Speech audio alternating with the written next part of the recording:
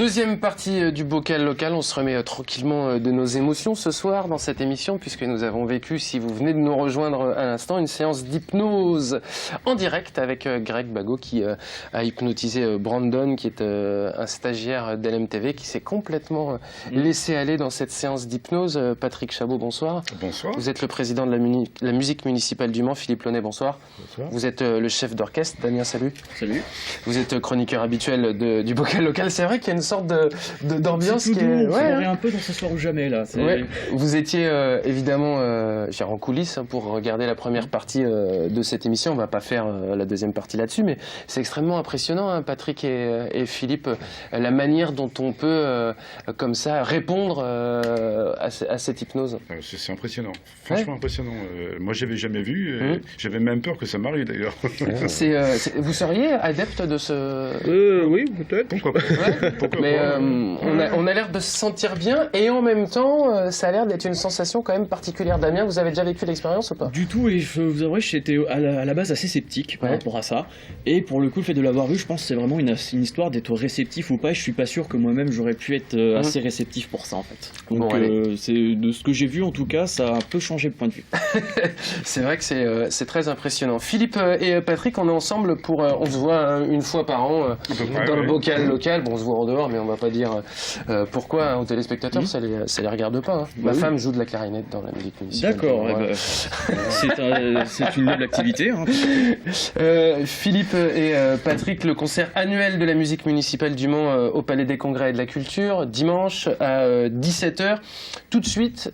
16h. Bah justement, j'allais dire, faut pas faire d'erreur parce qu'il y a eu plein de messages différents. Alors justement, allons-y, donnons le bonjour, les bons horaires. Il y a eu beaucoup d'erreurs, effectivement. On a eu droit à tout. Un lundi soir à 20h30 et que c'était payant. Alors je rappelle que c'est absolument gratuit. Et c'est bien dimanche à 16h au Palais des Congrès. voilà. Avec les deux orchestres. De la musique municipale du Mans. Il faut que je m'enlève cet élastique parce que j'arrête pas de le triturer. L'orchestre symphonique et l'orchestre d'harmonie, concert gratuit. Patrick, c'est une vraie volonté pour la musique municipale. C'est comme ça depuis 200 ans. Voilà. Donc, vous faites très jeune, Patrick. Voilà. Ne faites pas. C'est comme ça depuis très longtemps, on va dire, et donc on y tient parce que notre public, il est habitué que ça soit gratuit, et malheureusement, si on est obligé que ça devienne payant, on aurait certains soucis pour remplir nos salles. Oui, donc on remplit absolument nos salles partout, que ce soit dans les salles de quartier, que ce soit à l'extérieur de la ville du Mans ou au Palais des Congrès. Au Palais des Congrès, c'est 1400 personnes. Il faut donc arriver de très bonne heure pour arriver à avoir une place assise. Effectivement. Voilà. Alors vous parlez du prix, Patrick, mais Philippe, il y a aussi un attachement des Manceaux, des Sartoises à la musique municipale du Mans et à la qualité des représentations que donnent les musiciens qui sont amateurs. Oui, bien sûr. Il y a une tradition déjà dans les spectateurs parce qu'ils connaissent la musique municipale par les parents, par les grands-parents, et puis par notre action dans les maisons de quartier, parce que si justement on arrive à remplir le Palais des Congrès, c'est parce qu'on essaye de défendre cette image et cette politique, entre parenthèses, culturelle, pour ouvrir nos portes et les programmes auprès des électeurs, auprès des contribuables de la ville du Mans, gratuitement, et j'estime que c'est presque un devoir de leur donner 2 concerts par an gratuits avec un programme qui leur plaît, parce que j'arrive à concocter des programmes éclectiques où il n'y a pas de fatigue d'écoute, où ça plaît à tout le monde, et c'est du genre un petit peu, j'aime pas la musique classique, mais ça j'aime bien. Non mais c'est vrai, la musique classique, on a l'habitude de dire de la musique savante aussi. Damien, vous êtes représentatif d'une catégorie de population jeune.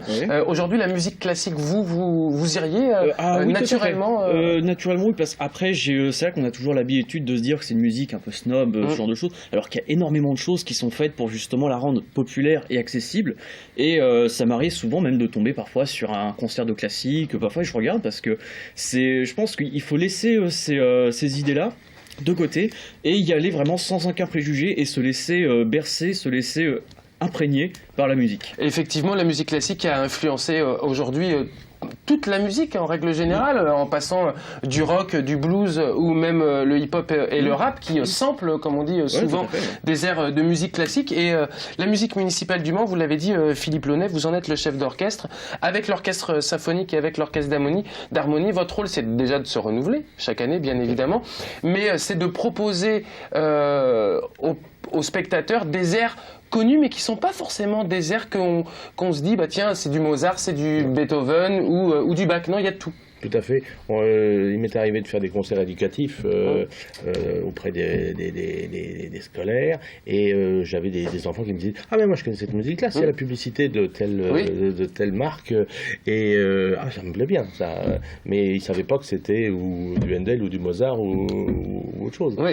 Ouais, et ça c'est important aussi d'aller vers eux avec ce genre de discours et puis musical pour justement les intéresser et leur redonner en mémoire des airs qu'ils ont déjà entendu. Patrick, vous êtes le président, mais vous êtes aussi musicien, vous, au sein de l'orchestre. Ça vous plaît aussi, vous, de jouer justement des airs un peu plus connus, plus populaires? Il y a par exemple la soupe aux choux que vous jouez avec l'orchestre d'harmonie. Oui, c'est populaire, la soupe aux choux. C'est très populaire, oui, absolument. Non, mais des airs populaires, il faut en avoir. De toute façon, on a un public, il faut diversifier nos morceaux. On essaie toujours de faire éclectique, parce qu'en première partie, généralement, c'est un peu plus classique, mais on arrive très très vite, même sur du jazz, on arrive à faire avec l'harmonie des choses jazzy. Même au symphonique, on va faire cette année le The Lord of the Dance. Donc c'est quand même une danse qui est, enfin, un air qui est très très très connu de tout le monde. Donc voilà, on essaie d'être assez varié quand même sur tous nos programmes. Alors l'orchestre symphonique, effectivement, Philippe, on est plus dans du classique classique. Non, Justement, on commence un concert avec du Handel. On joue du Mozart, on joue la quarantaine de Mozart, et puis à côté de ça, j'ai choisi une œuvre de Korngold, Wolfgang Korngold, qui n'est pas très connu, mais qui est un grand compositeur américain de musique de film, comme nos plus grands compositeurs européens. On connaît chez nous des Michel Legrand et cette musique-là, et c'est le Michel Legrand des États-Unis, comme d'autres, parce que c'est un très grand pays. Et puis The Lord of the Dance, parce que bon, c'est un aspect aussi pour attirer aussi les musiciens vers un programme qui est un enjeu technique aussi, parce que j'ai eu des levées de boucliers en me disant non, ça c'est trop dur pour nous. C'est ça, il faut les faire progresser aussi, ces musiciens amateurs. Toujours les bousculer un petit peu pour les faire avancer. Finalement. Oui, je pense qu'ils aiment un peu ça. Et c'est avec l'orchestre d'harmonie, par contre, que vous allez pouvoir être encore plus large dans la programmation. On a du Jean-Jacques Goldman, on a des danses politiennes, on a Orphée aux Enfers, très connu, avec ses Offenbach. Du French Cancan, voilà. Le French Cancan pour Orphée aux Enfers. Les Lacs du Connemara, Michel Sardou qui n'aura jamais été aussi mis en avant que dans l'année 2014-2015, avec la famille Bélier. Et donc là, les Lacs du Connemara, et on a la soupe aux choux. Comment vous les avez choisis justement, vous, ces titres, c'est déjà d'une part par le goût de monter un programme éclectique, et puis après en fonction du matériel que je peux obtenir par des biais complètement différents. Ça peut être par des orchestres professionnels, des orchestres de variété.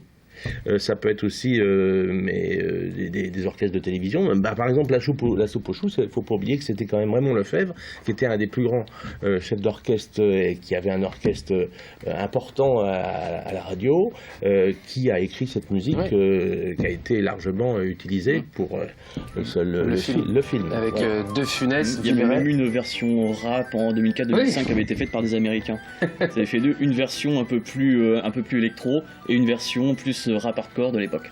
En tout cas, tous ces morceaux seront à découvrir donc le 25 janvier à partir de 16h au Palais des Congrès et de la Culture. Vous, en tant que musicien, Patrick, c'est justement, vous attendez chaque année la programmation que va dénicher Philippe Launay pour se dire « Ah, on fait ça, on va faire ça, c'est dur, c'est pas dur, ça va nous plaire ».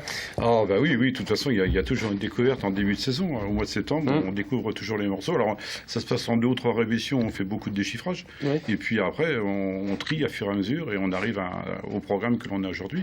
On arrive à faire 2 ou 3 programmes comme ça dans l'année, donc ce qui est déjà pas mal. On travaille quand même tous les mercredis et tous les lundis. Et tous les lundis, oui. Tous les lundis pour l'harmonie et tous les mercredis pour le symphonique. Des musiciens voilà. bénévoles, certes, mais qui sont investis évidemment Oui, dans le bien projet de la musique municipale du Mans. Je rappelle donc le concert annuel à ne pas louper. 1400 places au Palais des Congrès de la Culture. C'est gratuit. Allez-y, c'est le 25 janvier à partir de 16h. Vous restez avec nous, Philippe et Patrick. On va changer un petit peu d'univers. On va rentrer dans la culture porn. Là, avec Damien, notamment le tag parfait. Alors au départ, culture porn d'abord. voilà, donc, je ne sais pas si vous vous rappelez, il y a quelques mois, je vous avais parlé du message à caractère pornographique. Oui, c'est vrai. C'était un one shot, ça, pour le coup. Voilà. Et du coup, j'étais allé voir donc l'avant-première au Palais de Tokyo, à Paris. Et il y avait aussi un symposium, ce qui s'appelait Film de boule, bilan et perspective. Voilà. Et qui était animé par le comédien Fred Touche, qui était là pour le coup en barésie et en louboutin de 10 cm de haut. Et c'est cette culture, on parlait justement de cette culture-là. Donc la culture porno, il y a 3 dates clés, on va dire. Dans les années 70, donc là où ça s'est vraiment popularisé avec les films en Super 8 qui passaient dans des petites salles anonymes à Paris, notamment. Ouais. L'arrivée de la VHS dans les années 80 avec là d'autres usages, donc les poils pubiens qui disparaissent. Ouais. Les comédiennes qui regardent plus la caméra. Et ensuite l'arrivée des tubes, donc d'Internet en 2000. Donc premièrement, donc pour voir cette culture qui est quand même extrêmement intéressante, c'est vraiment toute une contre-culture avec ses codes, avec ses usages. Donc, on peut dire d'ailleurs que le porno a souvent aidé à l'émergence technologique, on va dire. Vous avez parlé de la VHS ou d'Internet, effectivement, je crois que le mot le plus tapé sur Google, ça doit être sexe ou quelque chose comme totalement, ça. Oui. Et d'ailleurs, il y a des très très bons réalisateurs qui ont commencé par là, comme Ridley Scott par exemple. Donc le premier ouvrage que je voulais vous présenter, c'était une biographie de John C. Holmes, donc, qui s'appelle 35 cm de talent. Donc c'est un acteur le premier acteur star des années 70, donc qui a eu une histoire qui est quand même assez donc dans l'esprit de ces années-là. Donc c'était des excès, c'était de la prostitution, c'était de la drogue, puisqu'il a été notamment pour des histoires de drogue, il a été entendu pour une affaire de meurtre, les meurtres de Wonderland en 81, qui mettait en cause la mafia. D'accord. Et donc il est décédé malheureusement du sida en 1988. Et il a eu une vie qui a été en documentaire, qui a été 2 films d'Hollywood qui ont été faits sur lui. Et c'était vraiment l'acteur emblématique de ces années-là, donc des années où c'était peut-être des films qui étaient beaucoup plus impulsifs, beaucoup plus libres, avec des choses qui feraient beaucoup rire aujourd'hui, qui étaient dans le message à caractère pornographique. D'accord. Voilà. Donc là, c'est un film qui est excellent à regarder. Les films et le livre. Il est excellent à regarder et ça permet justement de se plonger dans cette époque, dans l'époque de la Californie. Du porno et de cette époque-là, avant qu'il y ait le sida, dont est mort malheureusement John C. Holmes. Ensuite, je voulais parler du site Le Tag Parfait, donc, que je connais depuis assez longtemps. S'il vous plaît. D'accord. Donc ça a été créé en 2010 par Stéphane Desaulnois, donc qui était ingé son avant, et c'est un site vraiment qui parle de la culture. C'est très très bien écrit, il y a beaucoup d'humour. Il y a donc des news, des interviews. Des photos, donc puisqu'il y a les parfaits, ce qu'on appelle, c'est-à-dire des lecteurs qui viennent, ou des lectrices qui viennent faire prendre en photo par un photographe professionnel et qui sont interviewés sur leur usage du porno. D'accord. Et ils font aussi des soirées qui s'appellent le Fab Club, donc très rapidement, le Fab, donc en fait c'est l'onomatopée que fait la masturbation dans les mangas, donc ça s'appelle le Fab Club. Ok. Et chose intéressante à savoir, c'est qu'un tiers des lecteurs de ce site sont des lectrices. D'accord. Donc ça plaît énormément. C'est féminin. Voilà. Et ensuite, je voulais voir sur 2 blogs qui sont très intéressants. Donc le premier, c'est 2 anciennes actrices. Le premier, c'est Katsuni, qui est une des plus célèbres. Donc il y avait un blog sur les Inrocks qui s'est terminé en 2012, mais j'invite les téléspectateurs à aller le voir, puisque c'est vraiment très intelligent. Parce que la fille avait fait quand même Sciences Po et des lettres modernes. C'est une fille que c'est très humain, c'est très intelligent, c'est très bien écrit, avec beaucoup de questions qu'on se pose pas forcément. Comme par exemple, quand vous êtes actrice porno, vous avez un enfant, comment lui expliquez-vous quelle a été la carrière pendant l'enfance? Très bien. Voilà. Et le deuxième, c'est très très vite, c'est le blog de Vidi. Donc là, c'est beaucoup plus militant puisque c'est une ancienne actrice, réalisatrice, et qui maintenant est vraiment une militante féministe qui va faire pour les films pour les femmes notamment. Voilà, et qui est aussi éducatrice sexuelle pour les adultes. Et c'est pareil, c'est un blog qui est aussi très très intéressant et très révélateur aussi sur la sexualité féminine. Voilà. C'est bien. Merci beaucoup Damien pour cette chronique donc sur la culture porn. On vous retrouve la semaine prochaine, bien évidemment. Je vous rappelle donc le concert de la musique municipale du Mans. Également le dimanche 25 janvier à partir de 16h au Palais des Congrès et de la Culture du Mans. C'est gratuit avec l'orchestre d'harmonie et l'orchestre symphonique. Merci à vous Philippe Launay et Patrick Chabot d'être venus dans le bocal local. On enchaîne cette dernière partie dans quelques instants avec la sélection comics de Matt, le coup de cœur musical d'Emeric et l'atelier consacré à la sonorisation d'un concert organisé par l'Élastique à Musique et la compagnie TDM. À tout de suite.